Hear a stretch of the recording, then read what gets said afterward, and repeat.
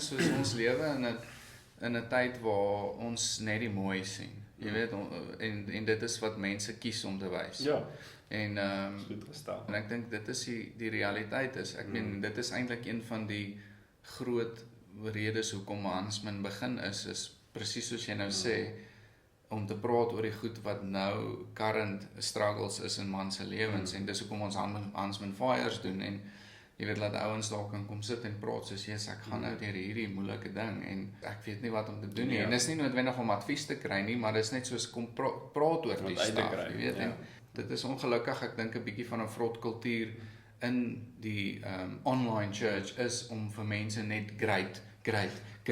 Jy weet soos net highs te gee.